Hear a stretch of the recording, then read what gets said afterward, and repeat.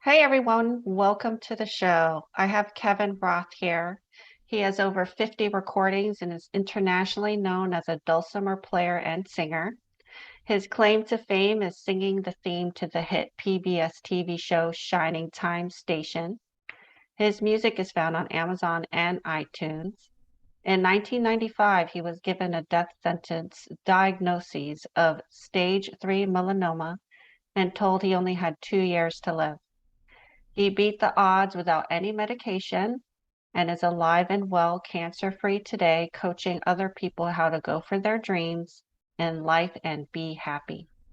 Today, he's going to share a story about beating melanoma, becoming a life coach using dulcimer, and he will explain how to create your own story and reach your goals. Welcome to the show, Kevin. Well, thanks. Thanks for having me. Yeah, so I had to Google what a dulcimer was because I didn't know, and it's a string instrument. So tell us a little more about yourself, your background. There it It's a, is. yeah, it's a dulcimer. Yeah. Yep. And then walk us into your story. Well, what would you like to know first? Because it's a big story. Where do you want A- to start? Anything that you feel is relevant. Well, what's relevant is my story is not that much different than everybody else's generally because everyone is looking to be happy, but people don't know what happy is.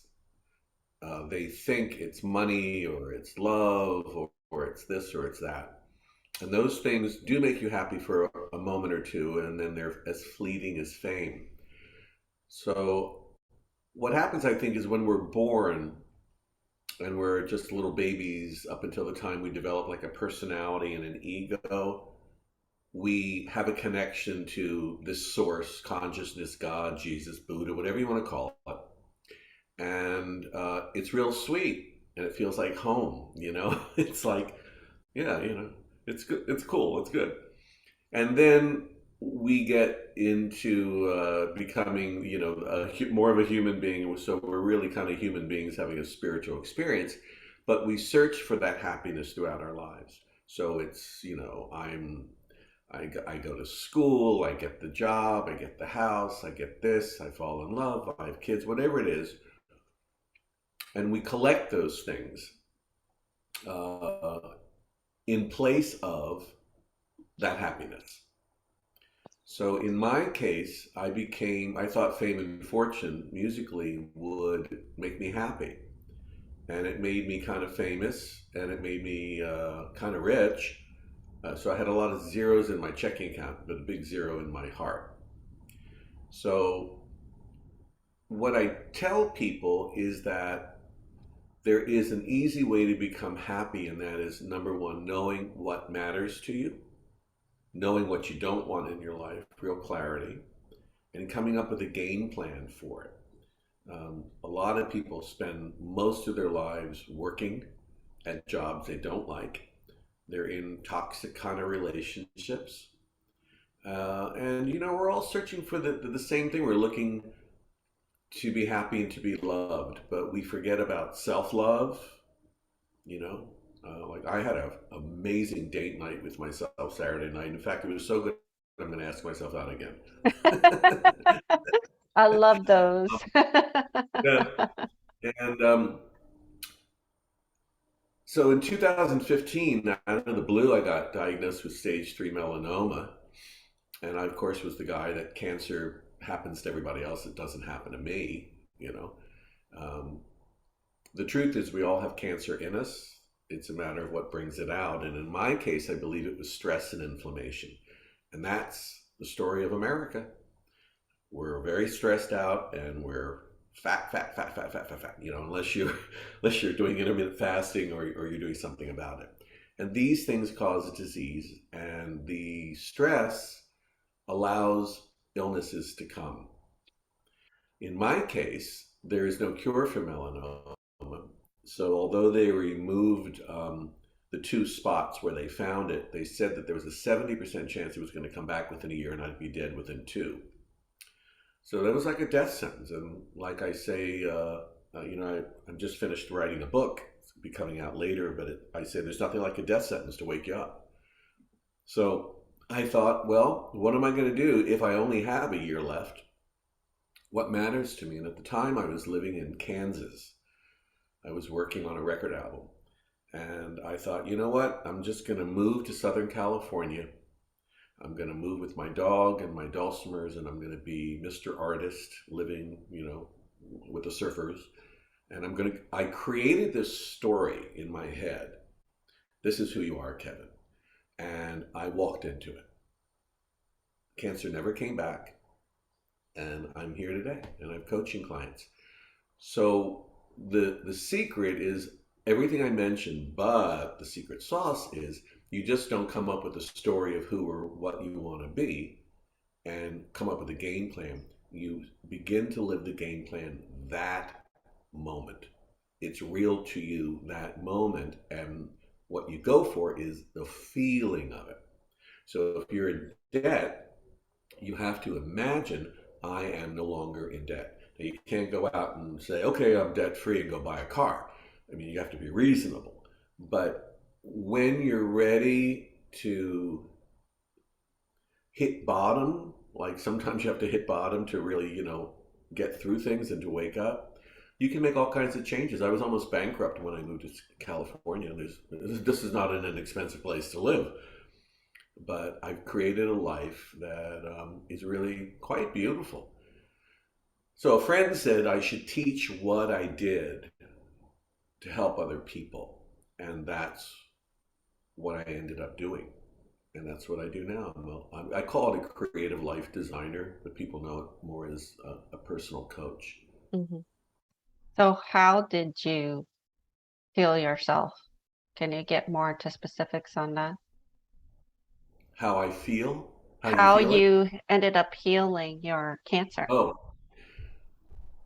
well, I did a very big spiritual nosedive, and I got in contact with that spiritual source. I call it God, and I began to follow my gut and my intuition. And I did not go the traditional route. And I found someone else who had healed themselves of stage 4 melanoma. I didn't buy into the medical system. Cancer is a big business. It's a big, big, big business. So when a doctor, an oncologist told me, well, we're going to do this, this, and this, and I said, well, why do you want to do that? Because on the scans, there's no signs that the cancer spread anywhere. She said it was protocol. And I said, my name is in protocol. And I walked out. So I took charge. I did not see myself as dying. I did not see myself as one of these people that walk around puking their guts up on chemotherapy. I saw myself as this artist and this vibrant guy who had backed himself into a corner with stress and a poor relationship I was in and money issues. And I said, I'm changing the channel. And that's what I did. So what made you come up with this? I mean, a lot of people get diagnosed with illnesses and they don't get better. So what made you different? Being myself, I'm kind of hard headed. I'm a type A personality. You don't give up. Yeah, I mean, you know, I mean, I wish that everyone who had cancer could call me and I could say, do this, and then the cancer's gone. There is a time that we all expire. But in that reality, many beautiful things happen. Uh, mothers leave their children beautiful, beautiful books and records of their existence. I mean, we're all going to die. It's the way you decide to live your life while you have an illness. Okay. So you can either play victim or you can not. Mhm. And I just didn't think that I was going to die. I mean, it just didn't seem to make sense to me. And, one day I was sitting at a traffic light and I thought, how did you survive a 70% chance? Why did you survive that? And what came to me was, you survived to teach people what you learn spiritually, mentally, emotionally, and physically. That's what it's not about Yeah. your music career anymore. It's about this journey. That's usually why you go through health challenges, actually. Because if you come through the other end, the point is to help others with similar issues. Yeah, yeah, yeah. Especially when you can teach them things that you know work, and then I see my clients following what I advise, and their lives change. It's really that simple. But you have to have the desire to do that. Yeah. So how did you incorporate your instrument into your coaching? I'm curious. Well, a friend of mine who had suggested me becoming a personal coach, I had mentioned that I, it was a great idea, but I wasn't going to do any music with it. And he said, no, no, no. He said, you should use the dulcimer. And I said, well, why would I use the dulcimer? And he said, because the way you play is so kind of meditative. It's kind of like dulce meditation. And then I went, oh. So the first round of clients I got were all dulcimer players. In fact, they still come to me to learn dulce meditation, which is a very simple. You don't even have to be musical to know how to do it. All you need is a dulcimer, which I sell on my website, of course. Of course. um, so I began to teach people the dulce meditation. And what dulce meditation is I just sort of sit there and I play randomly, very simply. I occupy the mind like a baby gets occupied in a crib with a toy above it, so it stops wailing and being hysterical. And then while the mind is paying attention to the music of the dulcimer, I tune into what my subconscious, my inner voice, is telling me as a direction. So those are often things that I'm not always aware of, but they announce themselves. So this morning, in fact, I was sitting there and I was thinking, well, what's going to go on today? Having not remembered in the least that I was supposed to do your podcast, and when during Dulce meditation, it appeared. It said you got a podcast. I went, oh, wait a minute, I think I've got a podcast. So that's how it works. Yeah. No, those are your angels going, "Psst, don't forget. Yep. Yep. Don't forget you have this later." Yeah. Yeah. So life is very interesting. Um, Many mystics will tell you that life is an illusion and a dream, but quantum physics and science also tells you that too. So, just as an example, we're made of atoms and they're 99.9999 whatever, empty. That's what we're made of. So, we're empty. They say that the universe, the cosmos, is expanding, but into what? So, the interesting thing about all of this, when you get into looking at it somewhat from a spiritual or scientific viewpoint, is that most people spend their lives thinking that their job and their stuff is real, is the reality, and they think that what I'm talking about right now is woo woo.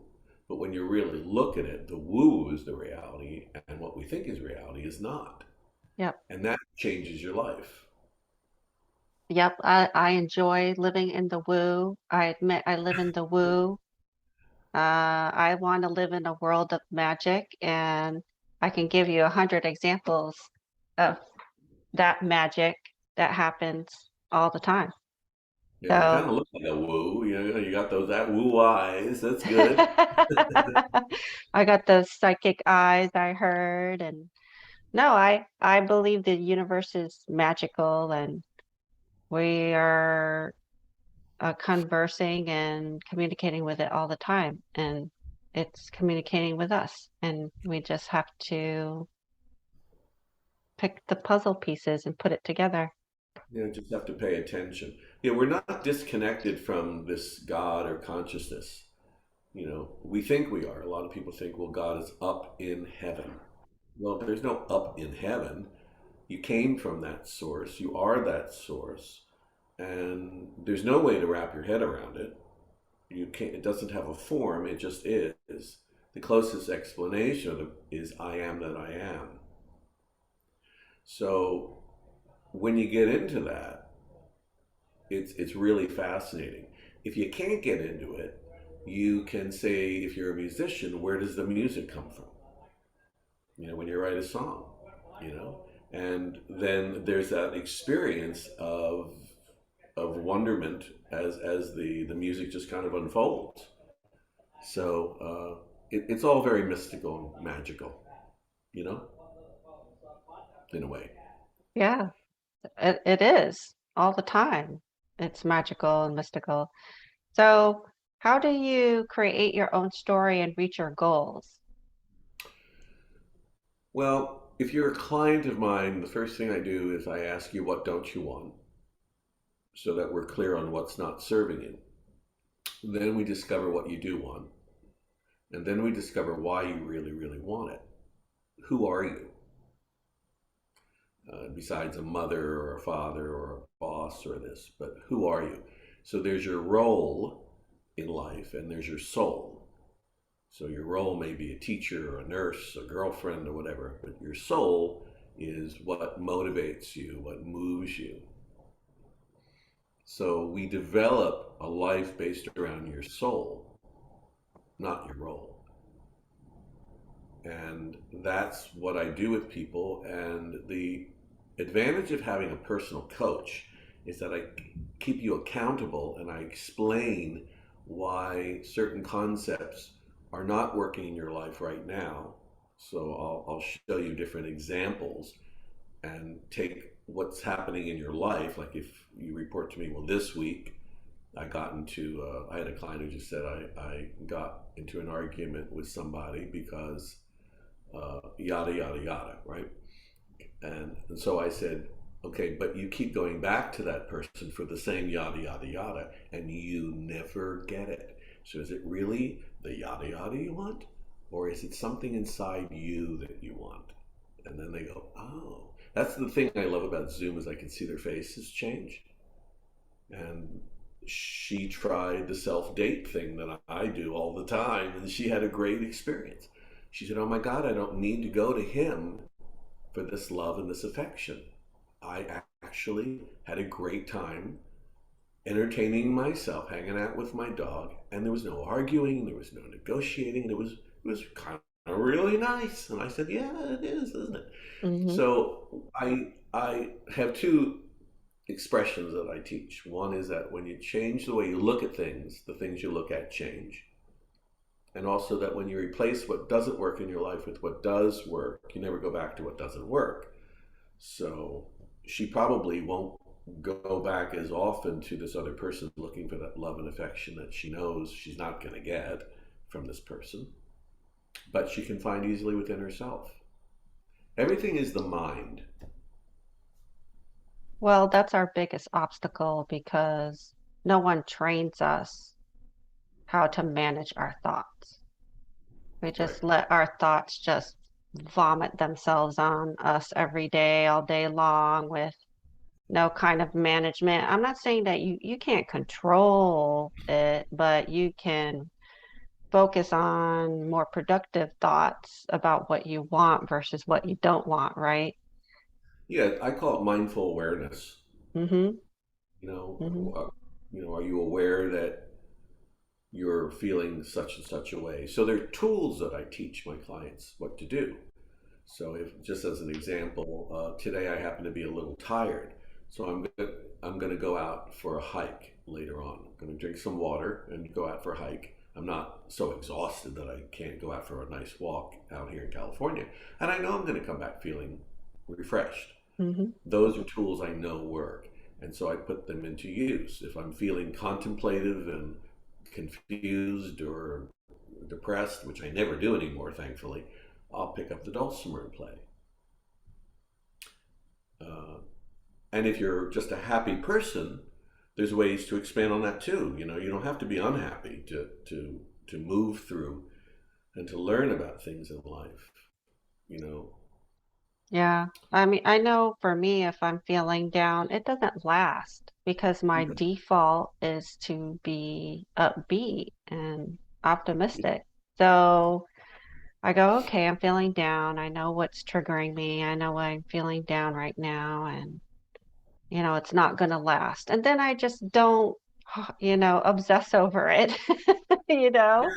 Like I just Yeah. continue about my day, and eventually Right. I forgot what was bothering me. I'm not focusing on it anymore, and it went away.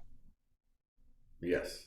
Yeah. Right. That's what happens. What do you say to people? Because this recently came up with a client of mine who's staying so busy because they're avoiding what would happen if they were actually like quiet and still, which would mean those thoughts and feelings that they were avoiding are going to come rushing in if they finally stop doing stuff. What Yeah. kind of advice do you have for people like that? So usually that's fear, which is false evidence appearing real. They're afraid to look at something. You know, when you understand that looking at something slightly differently will release a lot of that fear and allow you to look at it without feeling like you're being criticized or that you're right or that you're wrong. And that self forgiveness and compassion for yourself is real. It's really the only deal in town. You let go of it a little bit, and Hmm. then it feels good. So those things are usually fear. So what I said to her said, what would happen if you just stopped and just let the feelings come? Hmm. How bad would that be?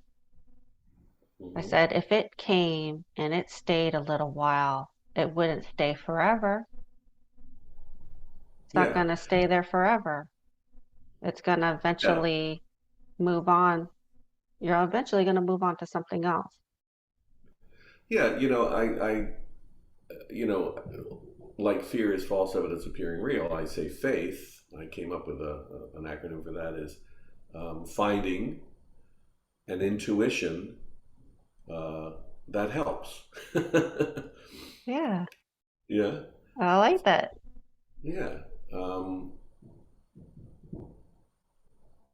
yes, it's all the mind, but you have to experience the release. You have to experience the feeling of the release so that you say, wow, this feels good and this works. I think I'm going to go do that again instead of doing what you're doing.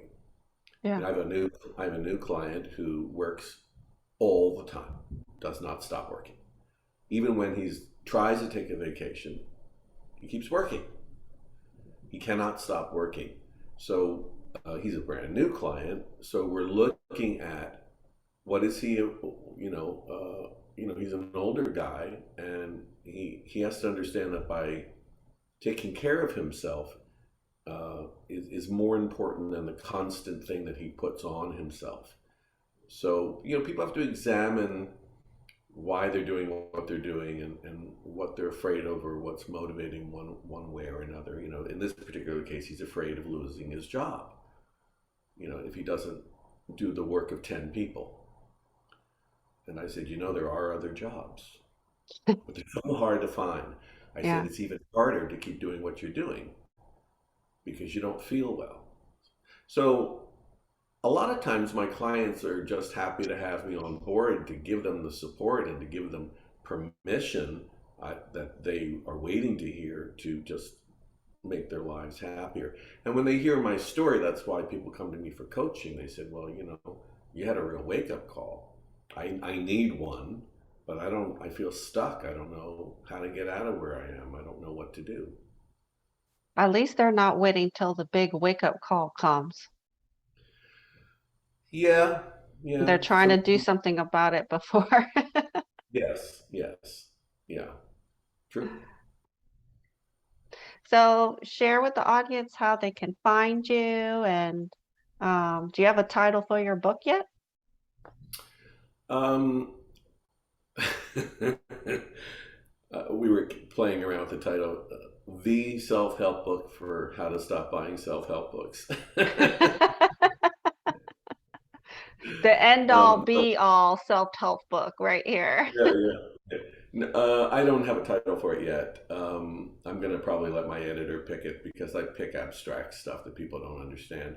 But you can find my book. It'll be released sometime later this fall at my website, kevinroth.org.